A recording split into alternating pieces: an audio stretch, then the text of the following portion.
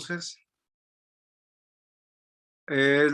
la última clase, 14 de diciembre de 2021. Apago mi video y empiezo a compartir. Muy bien. Perfecto. Ya se ve, ¿verdad? Sí. Muy bien. Si se acuerdan, la clase pasada terminamos con las merodiploidías del laxeta. A ustedes se les quedó completar algunos ejercicios de estos. ¿Tienen alguna duda? Ya les dije, ninguno de estos va a venir en el examen, pero sí van a venir en el examen. Por lo menos 2 preguntas de esto.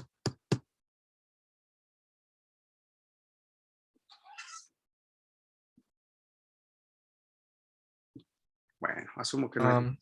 Bueno, solo una pregunta. A ver, ¿quién habla? Emiliano. A ver, Emiliano. Bueno, es que me quedó un poco de duda en el último de si, por ejemplo, tienes IQ, que sería la sobreexpresión del LAC-I, pero si tienes el gen LAC-OC, que es constitutivo, o sea, entonces el fenotipo va a ser LAC positivo. ¿Por qué? ¿Estás Bueno, bien? ¿Pero por qué? pues es que lo que ahí tengo algo de duda, porque pues el que sea constitutivo el operador, pues no se va a unir, no va a tener afinidad por el represor, ¿no? Exactamente. Aunque este esté sobreproducido, aunque Lucky Q esté sobreproducido,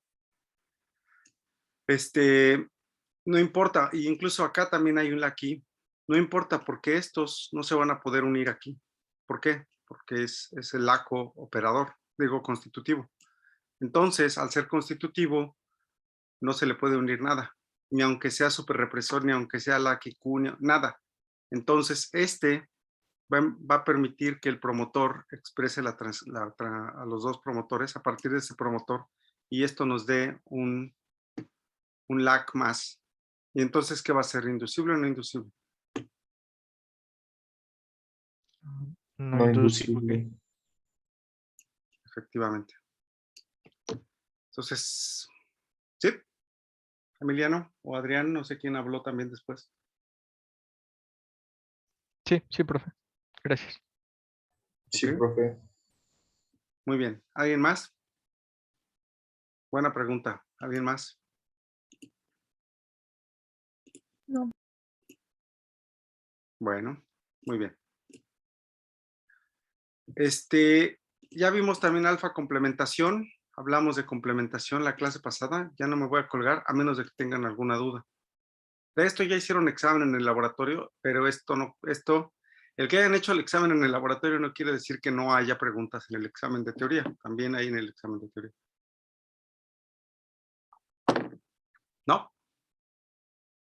Bueno, muy bien. Si ustedes creen que el operón de la lactosa ya está entendido hasta aquí, vamos a continuar. Hasta aquí vamos a terminar la parte correspondiente a LAC-I, a LAC-Z-A-Y, etc. Y vamos a entrar en un nivel de complejidad diferente. ¿Ok?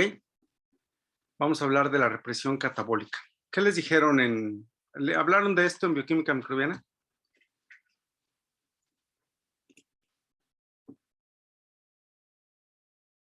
Pues me suena un poquito al AMP cíclico. Exactamente. ¿Qué les dijeron? ¿Quién habla, perdón? Yo, Emiliano.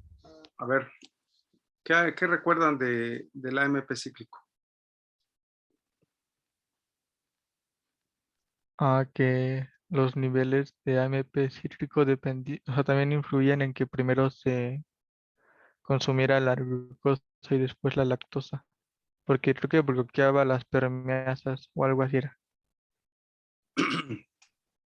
A ver, ¿por qué se produce el AMP cíclico? Vamos a ver si aquí... ¿Por qué? Yo recuerdo que había en el sistema ay, creo que sí era del PTS, había un componente que quedaba fosforilado y ese creo que activaba a una enzima que era el que formaba el AMP cíclico. Ok, ok, más o menos.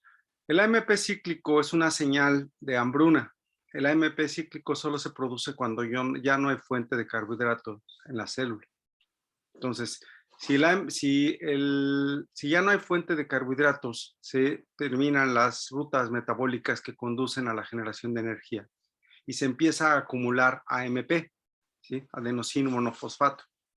Si hay mucho AMP, indica que se acabó la glucosa, que se acabaron los carbohidratos y que ya no se puede generar más energía. Cuando el AMP aumenta, como dijo su compañero, se activa una enzima que se llama adenilato ciclasa. La adenilato ciclasa cicla al AMP y se llama entonces AMP cíclico. El AMP cíclico, de nuevo, es una señal de que no hay una fuente de energía disponible. Y entonces, si no hay una fuente de energía disponible, ¿qué tendría que pasar con todas las rutas metabólicas que existen en una célula? Esto que estamos explicando vale para todos los organismos de la Tierra, ¿eh?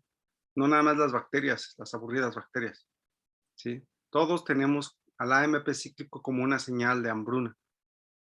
Entonces, ¿qué va a pasar con todas las rutas metabólicas si el AMP cíclico aumenta? ¿Se activan? No se te escuchó.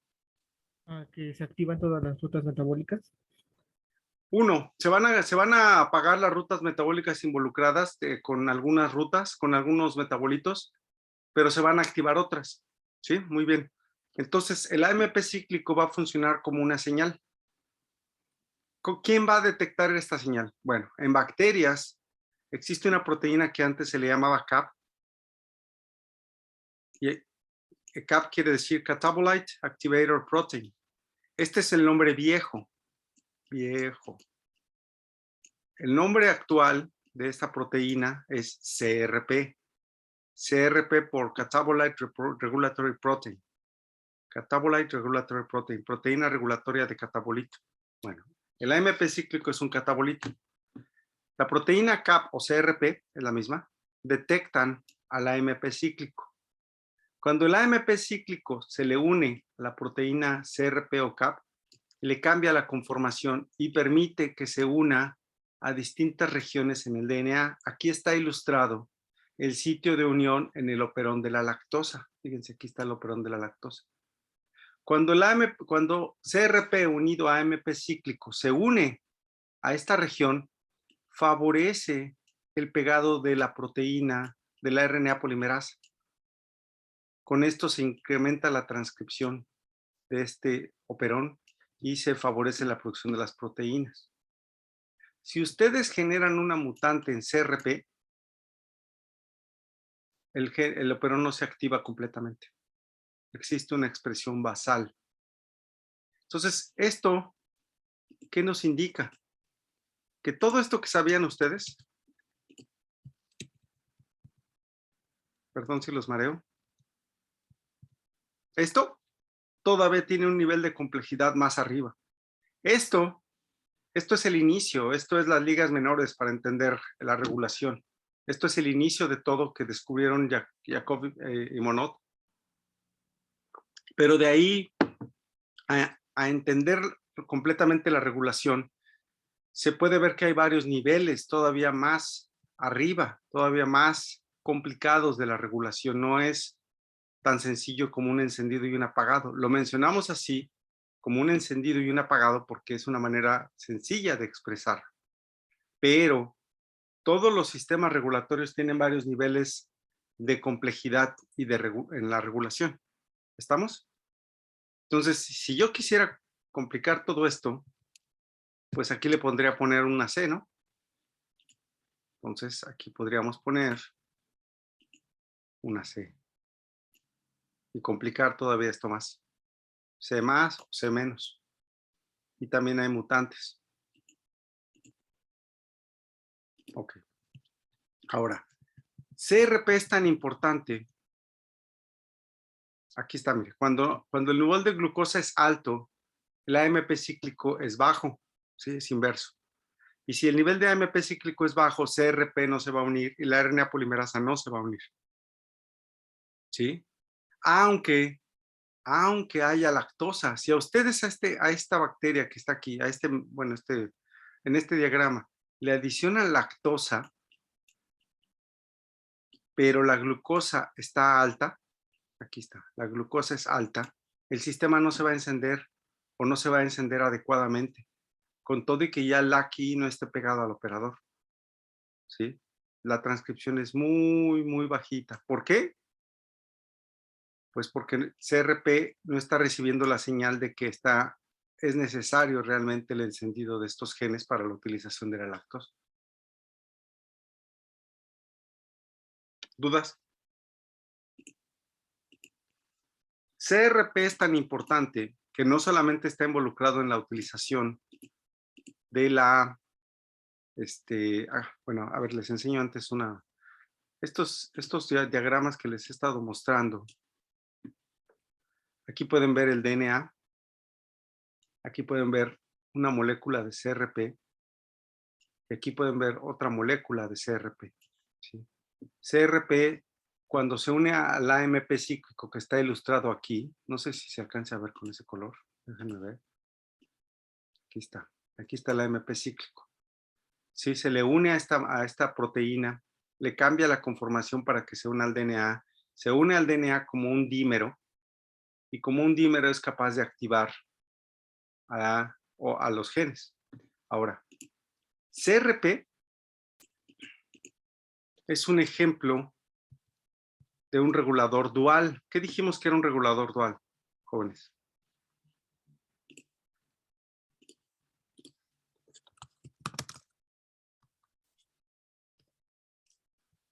Al cual puede actuar como un activador o un represor.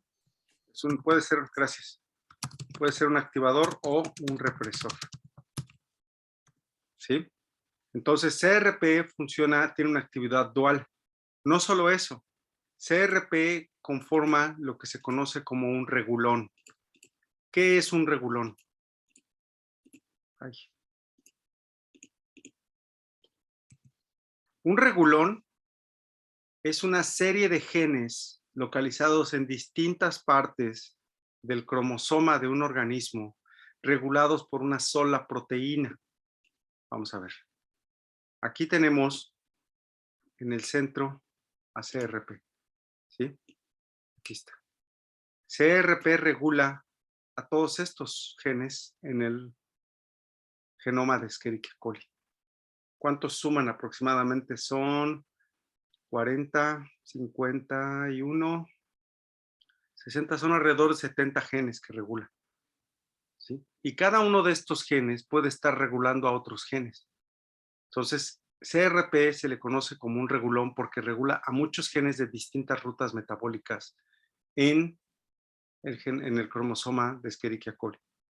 CRP es una de las proteínas ampliamente conservadas en muchas bacterias. ¿Sí? Así como hay regulón, con que haya más una localización diferente en el cromosoma, ya se le llama regulón, y con que regule varios genes distribuidos en todo el cromosoma ya se le conoce como un regulón. Entonces, si ustedes entraran a una página en donde busquen este tipo de regulación, verán, por ejemplo, que bueno, CRP regula a ARAC. ARAC es un ejemplo que vamos a ver ahorita. Pero ARAC a su vez regula como a 10 genes. MALT regula a su vez como a otros 5 genes. RAR regula a otros genes. MALT es para la utilización de maltosa. RAR para rafinosa. GIL para gilosa. RA también para rafinosa, melobiosa, MLR y así. Pero no solamente, estos de acá arriba, la mayoría son de carbohidratos. Estos de acá, de la izquierda, algunos son para regular el pH. Algunos son para algunos aminoácidos, como ARCR, que regula argininas. ¿Sí?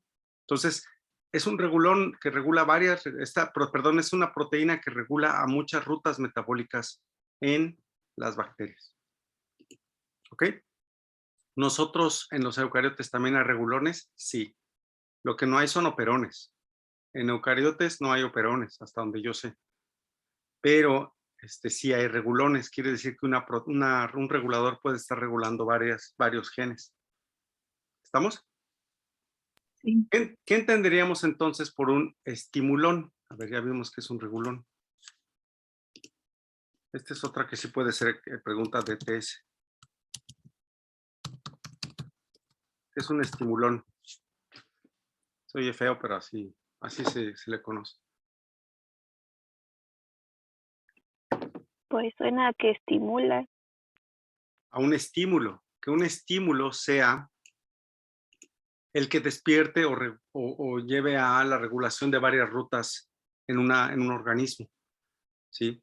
Es decir, la carencia de una fuente de carbono, por ejemplo, pues va a activar a CRP, pero también va a activar a otros genes, no nada más a CRP. Y CRP a su vez va a activar a otros genes.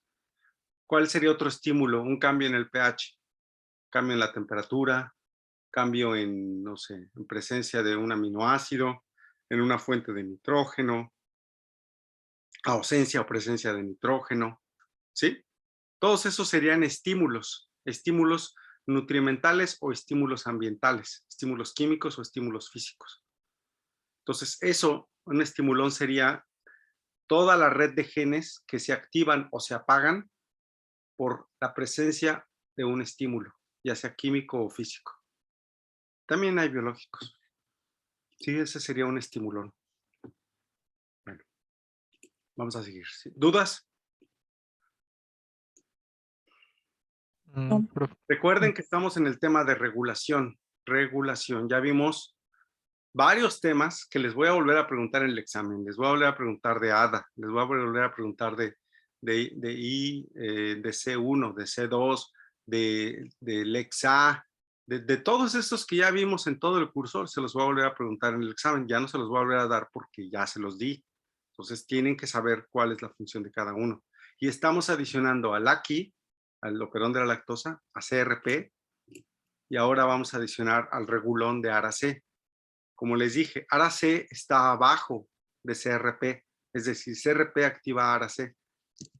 ARA-C es un regulón que regula, valga la redundancia, la expresión de enzimas para la utilización de arabinosa. La arabinosa es un azúcar, ¿sí? Esa azúcar también puede ser utilizada para obtener energía y aquí se puede observar cuáles son las rutas metabólicas en las que se puede involucrar. La arabinosa puede tomar esta ruta, ¿sí? Se convierte a ribulosa y luego entra como gilulosa, puede entrar a la vía de las pentosas. O también puede ir por otra ruta y entrar a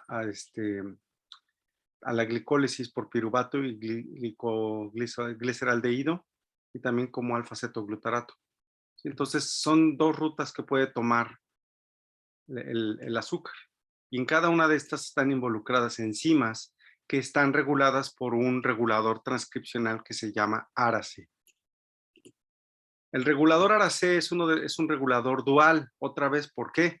Porque es un activador y es un represor, dependiendo de la presencia o ausencia del inductor. ¿Quién es el inductor? ¿Quién fue el inductor en CRP? Recuerden que es un inductor, eso lo vimos también en la clase.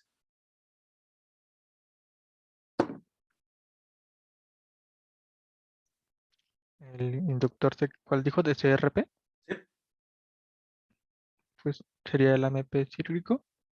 El AMP cíclico. Y el inductor en ARA-C es la arabinosa, el azúcar como tal. Ahora, ¿por cómo lo hacen? Bueno, ARA-C es una proteína que tiene dos dominios. Como muchas proteínas, tiene varios dominios. Esta tiene dos. Un dominio le sirve para detectar a la arabinosa y el otro dominio le sirve para unirse al DNA. Ahorita vamos a utilizar este mismo modelo en el siguiente diagrama. ¿Sí? Cuando hay arabinosa, se van a activar un operón que se llama ARABAT, el propio ARA-C, y a su vez va a activar a los regulones, a los operones ARA-FGH y al gen monocistrónico ARA-E. Entonces, ¿cuántos genes enciende la presencia de arabinosa? 1, 2, 3, 4, 5, 6, 7, 8. Y están localizados en distintas partes en el cromosoma de la bacteria. Por eso, o sea, uno estaría por aquí y otros estarían, bueno, no es exacto, ¿no? Pero la idea es representar que están en distintos locus, distintos loci en el cromosoma de la bacteria. Entonces, por eso se le llama regulón. No está en un solo lugar físico. Bueno, aquí está. Vamos a reconocer los distintos elementos genéticos en la bacteria. Vamos a tomar este sitio, ¿sí? Hacia la izquierda, en esta orientación, está codificado ARA-C. Y hacia la derecha está codificado el operón ARA-B-AD. ARA-C sería el gen regulatorio.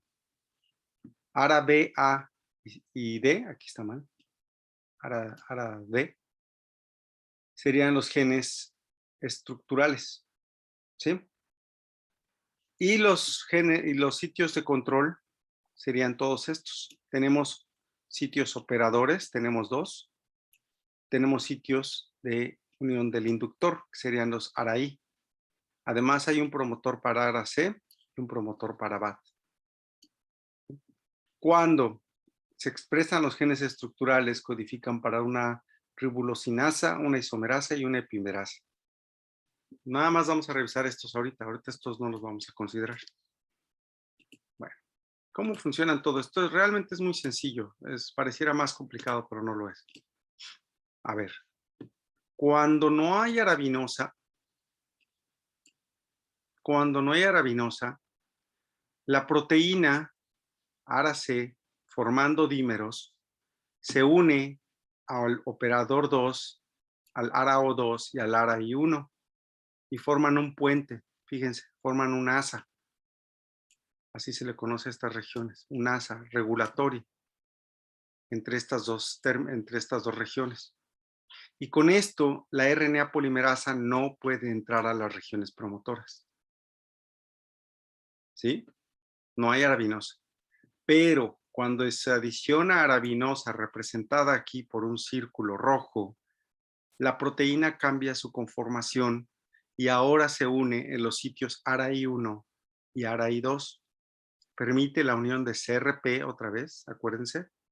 Y ambos, tanto CRP con ARA-C, permiten que la RNA polimerasa se una al deshacerse esta asa y además le ayudan a que se pegue y favorecen la transcripción.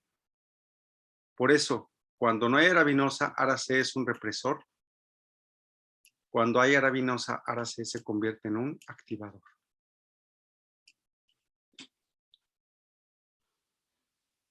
¿Dudas? Profe, en el primer caso también podría ser que haya glucosa en el medio y Sí. también haya arabinosa. Sí, exactamente. Aquí puede haber... ¿Qué pasaría? A ver, vamos otra vez a imaginarnos una curva diauxica, Adrián. A ver, tenemos aquí lo típico de los microbiólogos. Tienes tiempo, tienes densidad óptica. En este medio, en un matraz, tienes glucosa y arabinosa.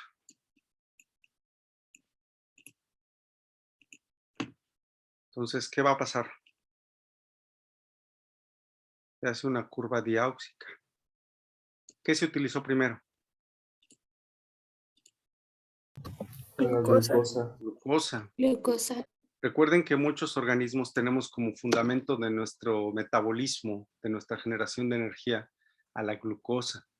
Entonces, aunque esté la arabinosa, no se va a encender. ¿Por qué? Otra vez es como en el de la lactosa. Aunque estén las dos azúcares juntos, siempre se va a utilizar primero la glucosa y luego se va a utilizar la arabinosa. Fíjate, aquí es un poco una contradicción porque aquí la arabinosa está presente desde el principio, ¿no? Pero ¿por qué no se encienden bien los genes? Porque CRP no detecta niveles de AMP cíclico. ¿Cuándo va a detectar CRP niveles de AMP cíclico? Cuando ya se haya acabado la glucosa. Hasta entonces se van a activar fuertemente los genes. ¿Sí? Lo mismo pasa con el operón de la lactosa. Si aquí hubiera lactosa y arabinosa al mismo tiempo, aunque haya lactosa, no se encienden bien los genes porque CRP es el que manda sobre todo ellos, sobre de todos ellos. Es el que optimiza la expresión. ¿Sí, Adrián? Sí, profe. Ok. ¿Alguien más? ¿Alguna otra duda? No. Perfecto. No. ¿Para qué me sirve aprender todo esto? A ver, ¿para qué diablos a un estudiante de la Escuela Nacional de Ciencias Biológicas del Instituto Politécnico Nacional le sirve saber del sistema ARASE? ¿Para qué le servirá a un IBQ?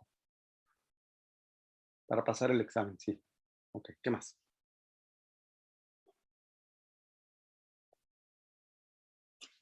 A ver.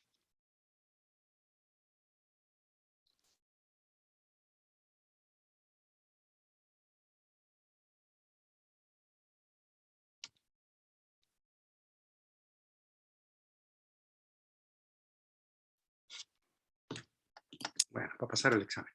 Ok. Todo este conocimiento, si el conocimiento del sistema LAC nos permite utilizarlo para clonar y expresar genes, cualquier sistema de regulación que ustedes conozcan, aprendan, eluciden, se gasten su tiempo, su cabeza, su dinero y su esfuerzo, lo pueden aplicar en algo. Existen varios sistemas basados en los sistemas de regulación que les estoy platicando, en los cuales ustedes pueden expresar productos, ¿sí? Simplemente hay que ponerse a estudiar. Y como se supone que ustedes ya van a saber genética molecular, ustedes les pueden presentar un vector, ponerse a estudiar y entenderlo en un día, en menos de un día, en una noche. No tienen que tomar un curso otra vez de genética o de biología molecular. Entonces, existen plásmidos, como ya vimos, artificiales, en los cuales está el promotor Arabat. Adelante le van a clonar ustedes el gen que a ustedes les interese, lo que sea. En este mismo vector tienen un marcador de selección, su origen de replicación, por supuesto, en este caso es de PBR322. ¿Y a quién tenemos aquí? Ahora sí. Entonces, este sistema se va a expresar bien solamente cuando haya arabinosa. La arabinosa es mucho más barato que el IPTG. El IPTG es muy caro, por eso el sistema LACI es muy bueno para el laboratorio, es muy bueno para hacer experimentos en pequeño, como nosotros hacemos en nuestro laboratorio de investigación, pero no en la industria, porque en la industria tú tienes que buscar soluciones más baratas. El IPTG es muy caro, es un producto artificial caro. La arabinosa es más barata, es un azúcar. Entonces, si tú tienes un sistema que te abarate costos y que sea bueno, pues lo implementas. Entonces, mucha gente hace mucho tiempo, cuando se elucidó el sistema de funcionamiento de ARAC, pues hicieron un sistema de regulación basado en ARAC. Y entonces tú puedes expresar cualquier producto codificado en un gen utilizando ese mismo sistema. Fácil. ¿Sí? Para eso nos sirve. Vamos por el siguiente. Ya solo nos faltan 2 elementos y viene la presentación de ustedes de sus proyectos. Otro ejemplo de regulación, el operón del triptófano. ¿Qué es el triptófano? Cuéntenme, mientras tomo agua.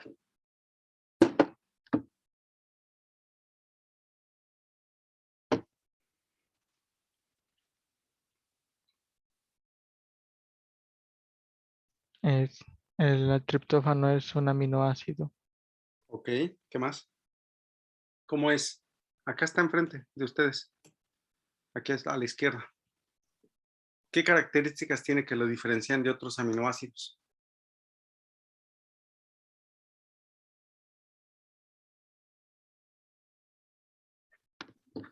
Es un Que es aminoácido, aromático. Tiene dos grupos aromáticos, entonces es un aminoácido más complejo que los demás. No quiere decir que sea el único aromático, porque están también, si mal no recuerdo, la tirosina, pero este aminoácido es más complejo. Si ustedes buscan en las proteínas cuánto triptófano tienen, verán que hay proteínas que ni siquiera tienen un triptófano, mientras sí tienen de los demás, de los otros 19 aminoácidos. ¿Sí? Entonces, es un aminoácido que se utiliza muy escasamente, pero bueno, ahí está. Igual que la cisteína, tampoco hay muchas proteínas con cisteína. ¿Qué otra característica tiene? El triptófano, nosotros no lo podemos producir, somos auxótrofos a triptófano, los humanos, pero las bacterias son protótrofas, lo producen. ¿Con qué letra se representa rápidamente? TRP. No. Letra, no letra. W. Yo no les valgo el de 3, esa no sirve, el de 3 letras. Sirve para secundaria y vocacional, pero para carrera y posgrado, ustedes tienen que saberse los aminoácidos de una letra. ¿Sí? Acuérdense, ya no estamos en vocacional. Ok. Muy bien. Y esto que ven aquí es la ruta del triptófano que en teoría ustedes revisaron, pues si no a detalle, por lo menos están enterados. ¿Y qué es lo que ocurre? ¿Cuánta energía se requiere para sintetizar una molécula de triptófano?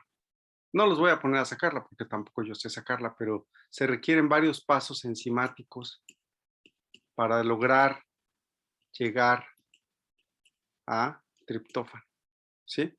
Empezando por corismato, pero todavía arriba de corismato hay otras rutas metabólicas. Entonces, el mensaje es que el triptófano es un aminoácido muy complicado, muy difícil de realizar, con muchas reacciones metabólicas, caro energéticamente. Por lo tanto, su regulación, la regulación de las enzimas que lo producen tiene que ser muy, muy estricta. ¿Sí? Ok, vámonos a lo mismo. Tenemos... ¿por qué está tan feo esto? Permítanme.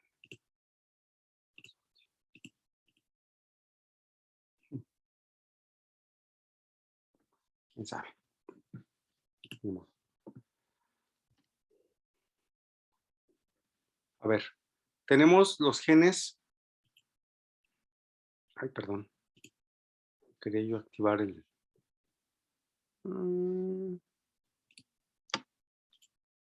Ya lo ven, ¿verdad? Sí. Ok. La regulación del triptófano. Aquí está. Aquí está. Ya decía yo que se me había perdido. Es de 2 niveles. Ahorita les voy a explicar el primer nivel, que es un nivel transcripcional sencillo, más o menos. Vamos a entender a los actores del sistema. ¿Quiénes son? Un gen regulador. Codifica para un represor que se llama TRPR. Esto es en Escherichia coli, valga decir. Tenemos al gen, a la región promotora. Tenemos una región operadora, una región que se le conoce como región líder, y que todo esto conforma la región regulatoria. TRPL, TRPO, TRPP y TRPR conforman a la región regulatoria. Adelantito están todos los genes estructurales. Esto quiere decir que todos estos genes que están en operón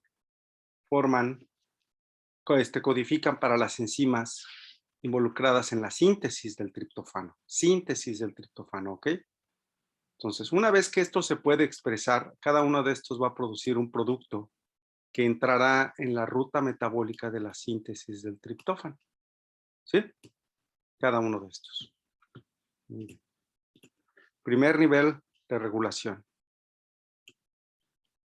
Cuando hay triptófano, cuando la cantidad de triptófano es alta en el citoplasma de la bacteria, el triptófano se le une al represor y juntos van a apagar la expresión del sistema.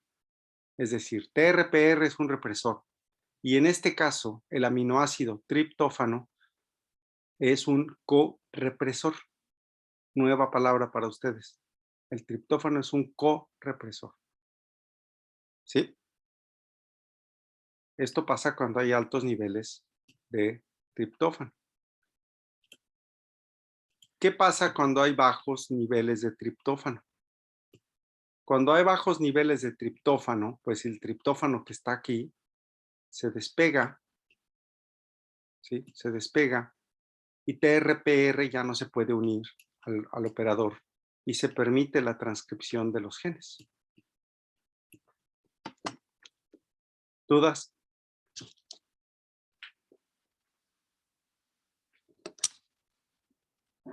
No. ¿No? ¿Está sencillo?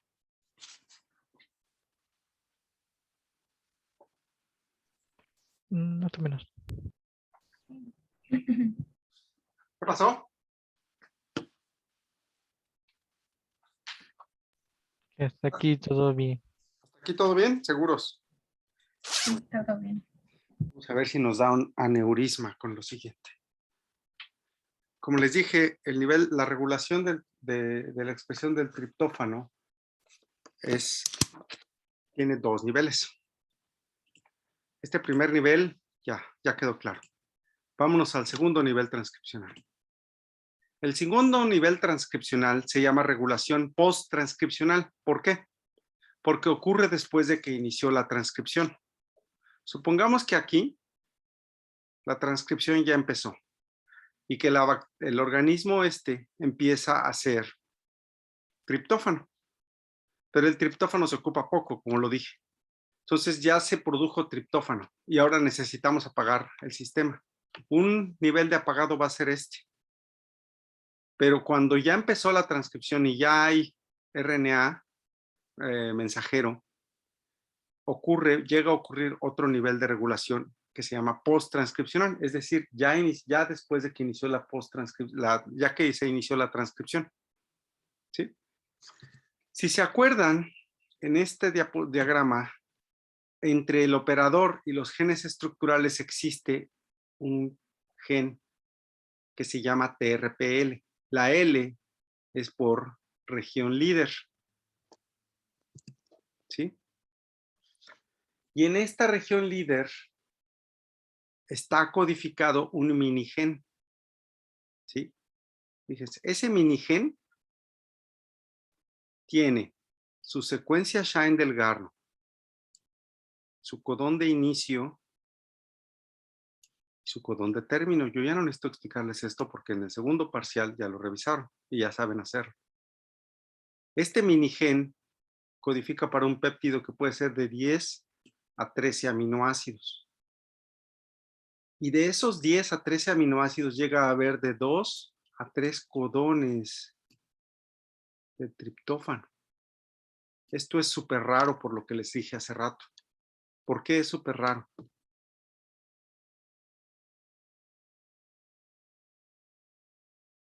Porque hay proteínas que ni siquiera tienen un triptófano. Muchas proteínas ni siquiera. Y cuando llega a haber un triptófano puede ser 1 o 2 en alguna proteína, pero no más.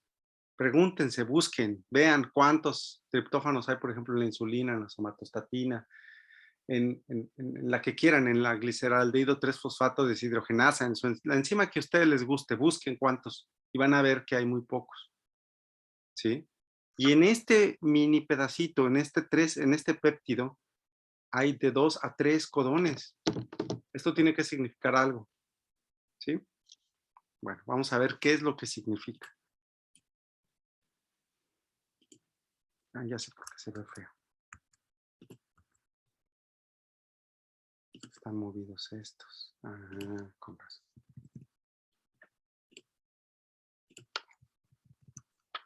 Les perdono, pero apenas me estoy dando cuenta.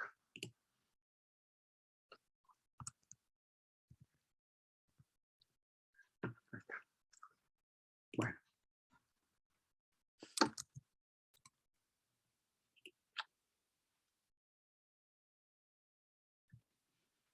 Bueno, vamos a hacer algo.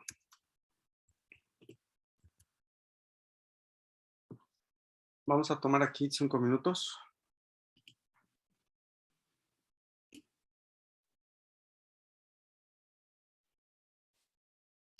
Y vamos a compartir. Aquí está. Ok. Entonces,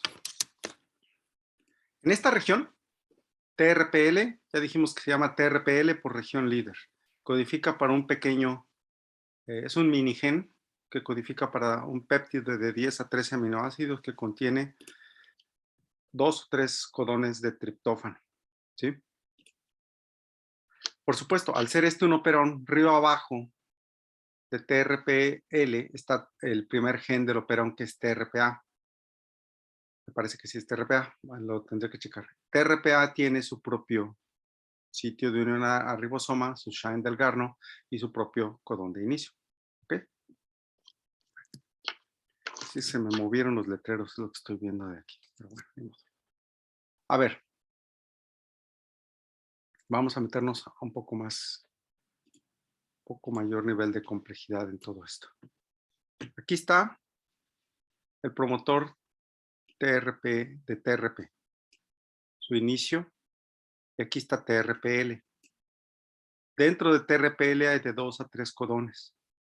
Ahora, dentro de este TRPL existen 4 regiones que se les conoce como región 1, 2, 3 y 4. Esas regiones, cuando este gen es transcrito, son complementarias, es decir, forman estructuras. Miren, aquí está el RNA. La región 1 forma una estructura con la región 2, forma una región de tallo y asa. Cuando la región 3 y 4 forman otro tallo y asa. ¿Sí? Y estos no solamente forman un tallo y asa, sino que están seguidos de una región con muchas U's. ¿A qué se parece esto? A un terminador independiente de factor, que también ya lo vimos. ¿Sí? Además, ok, 1 y 2 forman una estructura. 3 y 4 forman una estructura, que son las que les estoy dibujando aquí. Pero 2 y 3 también son complementarias y forman otra estructura que se le conoce como la antiterminadora. Ok, ya tenemos a los actores de la película. Ya tenemos a TRPL, tenemos las regiones 1, 2, 3 y 4, que son regiones que forman estructuras que son complementarias. Cuando el RNA se produce, el RNA mensajero forman estructuras la región 1 y 2, la región 3 y 4, pero también la región 2 y 3 son capaces de formar una estructura. En el caso de que se forme la estructura 3 y 4, forman un terminador independiente de factor. Cuando se forma la estructura entre 2 y 3, se le conoce como secuencia o como región antiterminador. Entonces, vamos a ver el proceso de atenuación. Estos diagramas los tomé del libro de Snyder. Ahí los pueden encontrar. Supongamos que la transcripción ya empezó. ¿Sí? Ya pasó el primer nivel de regulación transcripcional y está ocurriendo ahora la transcripción. Cuando la transcripción ocurre, recuerden que la traducción está acoplada a la transcripción. Es decir, en cuanto se produce el RNA y hay un sitio de unión a ribosoma, el ribosoma se une y empieza a traducir. Es justo lo que ocurrió aquí. Este de aquí es el RNA mensajero de TRP, ¿sí? Del operón TRP. Aquí está TRPL, que es el primer minigen codificante que está en el operón. El ribosoma se une y empieza a traducir. Cuando la RNA polimerasa llega a la región 1 y 2, esta región 1 y 2 van a formar la estructura de tallo y asa y van a producir que se pause, que la ribosoma entre en una pequeña pausa. La RNA polimerasa entre en una pequeña pausa. ¿Sí? Si en el medio hay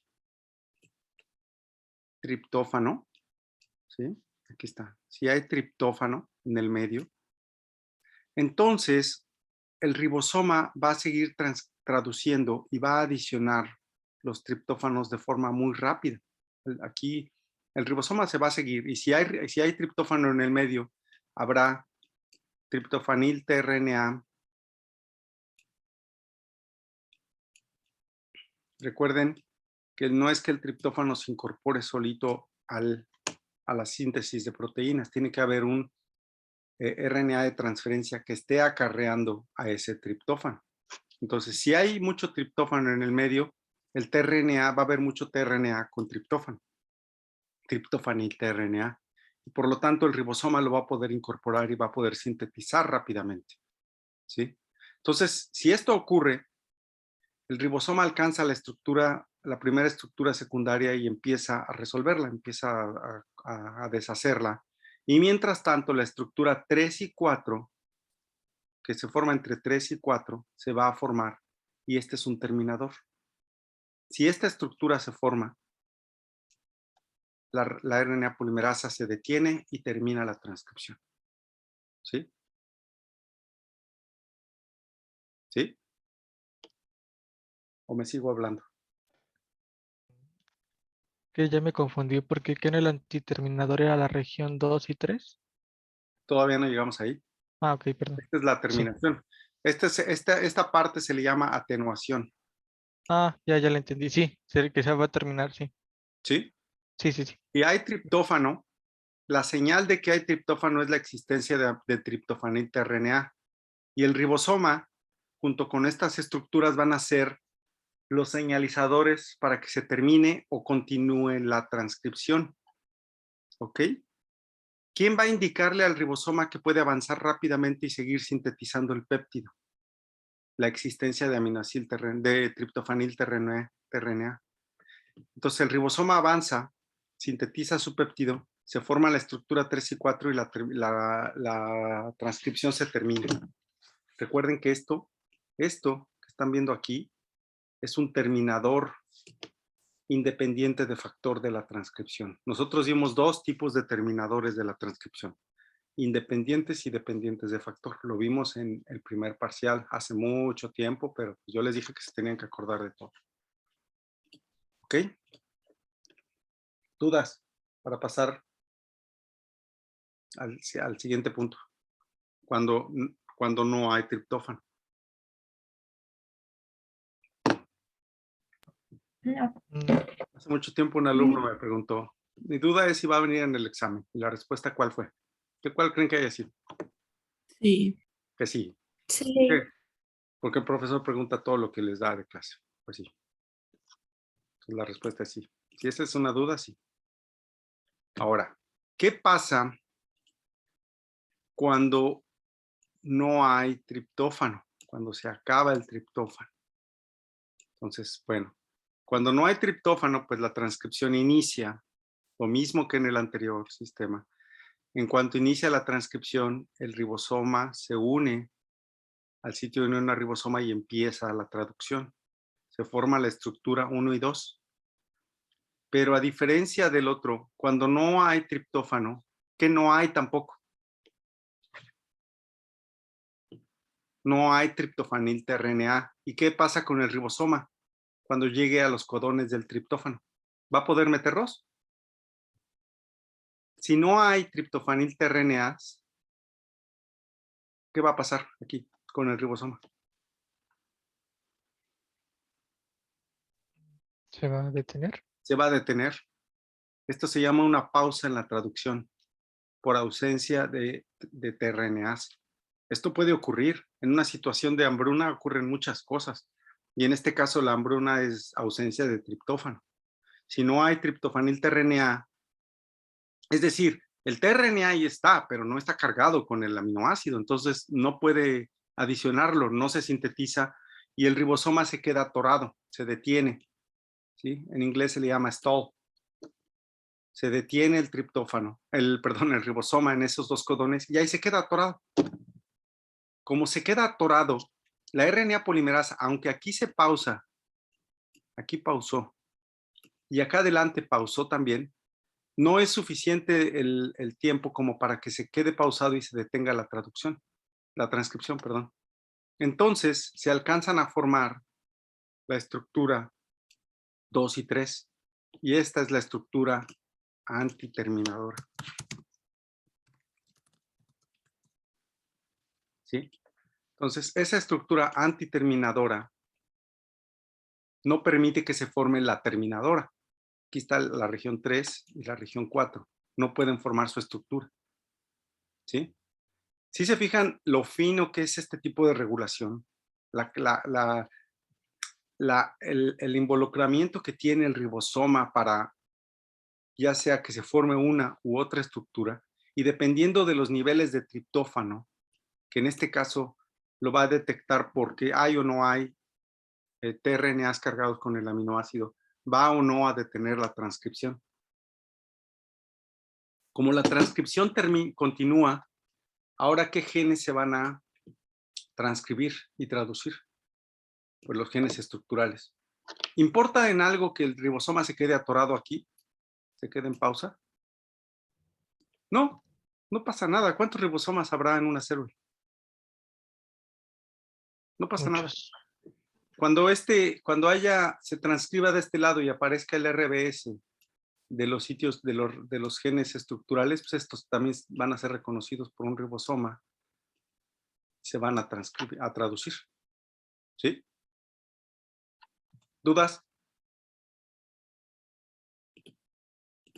¿Cómo se llama este fenómeno? Atenuación. ¿Cómo se llama el fenómeno de acá? Este fenómeno de antiterminación ya lo habíamos visto. ¿En dónde lo vimos?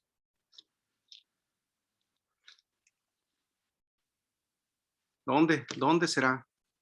¿Será nuevo para los estudiantes del 6IM1? ¿Será nuevo? ¿Será que apenas lo están viendo en su vida?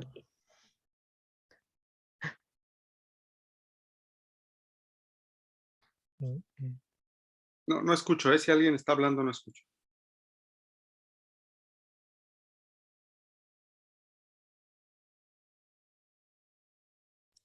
Creo que no lo vimos cuando vimos fagos.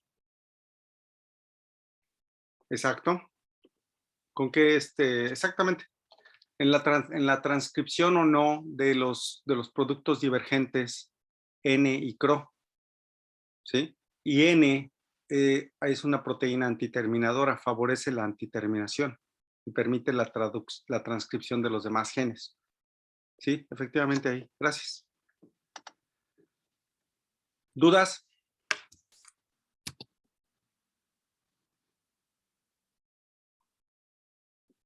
¿No hay dudas? Ah, qué barbaridad. ¿No hay dudas? No, profe. Creo que no. Yo sí les voy a externar una duda. ¿Estará pasando esto mismo? ¿En qué bacteria está pasando esto? Esa es la primera. Porque si no lo dije, pues ustedes ya lo saben. Y si lo dije, pues ya saben, ya lo tienen presente. ¿En qué bacteria ocurre esto?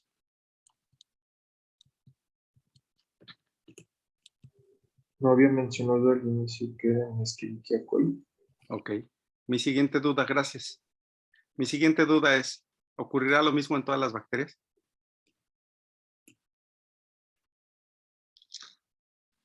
No creo.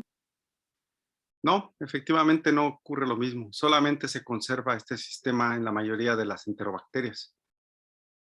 En otras bacterias, si ustedes tienen la curiosidad, pueden averiguar cómo ocurre la regulación, por ejemplo, en Bacillus, que es un firmicute, un gran positivo. Ocurre diferente en cada una de ellas, pero en todas la regulación de la expresión de las enzimas relacionadas con la síntesis del triptófano es muy importante por la razón que ya les dije, que fue que es muy caro energéticamente, ¿sí? Es muy caro. Bueno, ok. Si ya no hay dudas, vámonos con la última de regulación. Quorum sensing. ¿Qué es quorum? De la última pregunta de cultura general del curso. Ah, qué felicidad. ¿Qué es quórum? Yo no sé, nunca había escuchado esa palabra. ¿Quién habló? Emiliano. A ver, Emiliano. No es cuando hay como una votación y es el número mínimo de personas que se necesita que voten, o algo así. Exactamente. Gracias, Magali. Gracias. Efectivamente. Quórum, pero es que eso es algo que yo les he dicho desde hace mucho tiempo. A ver, una de las ventajas, otra vez, de trabajar con esto es que me puedo ir a Google, a San Google, y en vez de estar buscando videitos, le pongo quórum. Y Google me da la definición en inglés, porque es lo que más utilizo yo, pero aquí está en español. Número de individuos necesario para que un cuerpo deliberante tome ciertos acuerdos. Como lo dijo Magali, lo dijo muy bien. Definición 2, y este es de la RAE. Porción de votos favorables para que haya un acuerdo. ¿Sí? Entonces, en su grupo, vamos a ver. Déjenme checar. ¿Cuántos son? A ver, quitando al profesor y a la oyente, que es Adriana, ustedes son 20. ¿Cuál sería el número de quórum para poder tomar un voto, una votación entre ustedes? 11. 11, 50 más 1. Con 11 ya es suficiente para que se tome una decisión. Muy bien, muchas gracias. Entonces, las bacterias... Ay, no me... Las bacterias y otros organismos pueden detectar la cantidad de individuos que existen de su población. Y ustedes van a decir, pues, ¿cómo no? Si son organismos de los más sencillos, pues sí lo pueden hacer. El sistema de quorum sensing o detección de quórum o detección de la población es un sistema de regulación de expresión de genes que ocurre en respuesta a las fluctuaciones de la densidad celular. Las bacterias que realizan el quorum sensing producen y liberan señales químicas llamadas autoinductores, que incrementan en función de la densidad celular. Es decir, aquí tenemos en este lado una bacteria. Esa bacteria produce un autoinductor que secreta al medio. Lo produce en muy baja cantidad, pero cuando ya hay más individuos de esta misma bacteria, que debió haber sido del mismo color, la cantidad de autoinductor aumenta. Y cuando ese autoinductor aumenta, las bacterias tienen manera de detectarlo. ¿Qué naturaleza tienen esos autoinductores? ¿Qué naturaleza química? Bueno, en bacterias como los Staphylococcus aureus son péptidos, ¿sí? Que forman una estructura cíclica. Aquí tienen tirosina, serina, treonina, citosina, aspartico, fenilalanina, isoleucina, metionina, y forma aquí un puente entre la metionina y la cisteína. ¿Se fijan? Un puente. No es disulfuro, pero es un puente en donde involucra azufre. ¿Sí? Entonces los Staphylococcus aureus, su autoinductor es de carácter proteico. En el caso de otras bacterias, como las enterobacterias, es una lactona, ¿sí? La que tiene que ver con este autoinductor. Entonces, si se fijan, si los Staphylococcus aureus producen un péptido y algunas gram negativas como E. coli producen una lactona, no van a poderse comunicar. Solamente los Staphylococcus aureus sabrán que hay más Staphylococcus aureus o algunos otros estafilococos alrededor de ellos. Y solo las gram negativas detectarán esto. ¿Sí? ¿Cómo lo hacen? Bueno, esto es lo mismo. Lo hacen de la siguiente manera. Este es un sistema para el autoinductor de salmonela, ¿sí? Y de vibrio. Bueno, una de las maneras es un operón que codifica para varias proteínas, produce las enzimas necesarias para producir el autoinductor. El autoinductor representado aquí por un pentágono es secretado al medio. Cuando la cantidad de autoinductor aumenta, es muy, muy grande, porque hay muchas bacterias, muchas salmonelas, En la superficie de la bacteria existe una proteína que se llama LRSB. Esa proteína va a detectar al autoinductor, lo va a transportar hacia adentro, lo va a fosforilar y una vez fosforilado, una proteína reguladora llamada LSR detectará este autoinductor fosforilado y encenderá varios genes, ¿sí? En el caso de Vibrio cholera es un poco diferente. En el caso de Vibrio cholera, el autoinductor que se produce está representado por este hexágono, lo secreta al medio y también hay otra proteína que lo detecta. Y una vez que lo detecta, lo mete, bueno, perdón, no lo mete, lo detecta en el medio. Lo que se fosforila son proteínas. Este sistema se llama phosphorilay, ¿sí? Cuando las proteínas son las que se van pasando el grupo fosfato y llegan a un punto en donde una de ellas, que se llama regulador de respuesta, induce, enciende o apaga genes. Ahora, chéquense esto, luciferasa. Este sistema se detectó en el calamar. Para aquellos que les gusta la biología,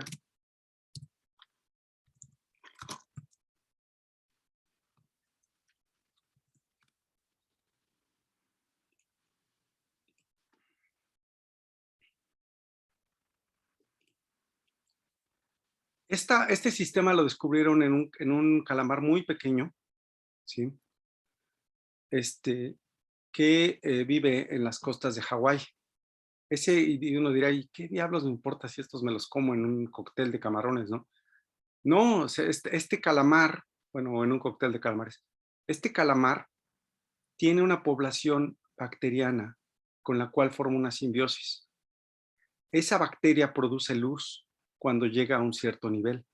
Entonces, el calamar caza, este pequeño calamar caza en las noches. Y en las noches, para que no se lo coman los depredadores, oculta su sombra produciendo luz. ¿Quién produce la luz? Vibrio fischeri. ¿Cómo la produce? Por quorum sensing. ¿Por qué la produce? Cuando llega a un nivel de población bacteriana durante las noches, la bacteria detecta que hay una población suficiente de bacterias y produce las enzimas necesarias para producir luciferasa. Este calamar fluoresce en las noches, produce luz, igual que una luciérnaga la produce. Pero en el caso de el que produce la luz no es el calamar, otra vez, es la bacteria. En las mañanas, ya que pasó toda la noche, el calamar pues hace de sus necesidades, excreta al vibrio y vuelve a disminuir la población. Entonces, durante el día, que no necesita, está oculto, está en la arena, la bacteria vuelve a multiplicarse y para la noche ya alcanza niveles para volver a florecer. ¿Sí? Esto es muy, muy interesante. ¿Sí? Actualmente, le cambiaron el nombre, antes se llamaba Vibrio fischeri, ahora se llama Alivibrio fischeri. Para los que estén interesados, búsquenlo, es un sistema muy, muy interesante de regulación y ahí fue donde se descubrió el quorum sensing. Ahora se vio que muchas bacterias contienen este sistema y detectan los niveles de su propia bacteria o de otras a veces en un sistema, en un nicho ecológico que puede ser un humano, puede ser un charco, puede ser cualquier cosa. Lo mismo, ¿para qué diablos me sirve a mí, estudiante de genética molecular, esto? Pues para entender regulación y poderlo aplicar. Ustedes pueden diseñar un sistema en donde quieran expresar una proteína dependiendo que en un reactor, por ejemplo, ya alcancen los niveles de población bacteriana que requieren y expresar la proteína o el producto que ustedes quieran cuando ya se alcanzó un nivel de población, una masa crítica, ¿sí? También muchos los utilizan como biosensores, que es otra aplicación nueva de los organismos y de la ingeniería genética. ¿Sí? Entonces, los utilizan para síntesis, reconocimiento y respuesta. ¿Sí? Síntesis del autoinductor, reconocimiento del autoinductor y respuesta. Esta respuesta puede ser bioluminiscencia, virulencia o el comportamiento de otros organismos. ¿Ok? ¿Dudas? Este es muy sencillo, no nos vamos a meter más. Podríamos meternos más, pero no es la intención del curso.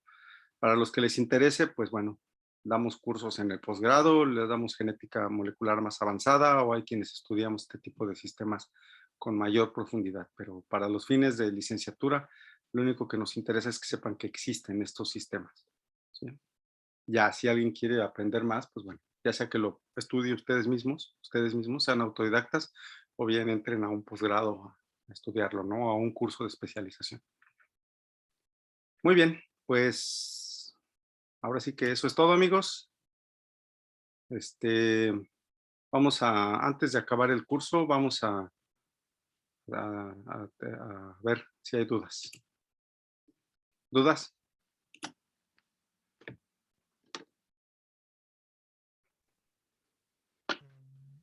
El EXA también se podría considerar como un regulón. Sí. Lexa forma un regulón. Muy buena inferencia. Sí, efectivamente, el EXA es el regulón del SOS. Perdón, adelante, ibas a preguntar algo. Por ejemplo, ahí, pues eso, bueno, es que no sé si la respuesta SOS se pueda decir que la radiación ultravioleta es el estímulo o Sí, no. sí, ¿Sí? efectivamente, ahí el estímulo es un daño, es un daño ocasionado por radiación, por ejemplo, por radiación ultravioleta o radiación de otro tipo, daño al DNA, etcétera. Sí, ese sería el estímulo, ese sería un estímulo. Muy buena inferencia también. Ok, gracias. ¿Alguien más? No me hagan sentir que solo tengo 2 alumnos o 3. Adrián, Magali y Emiliano. ¿Alguien más?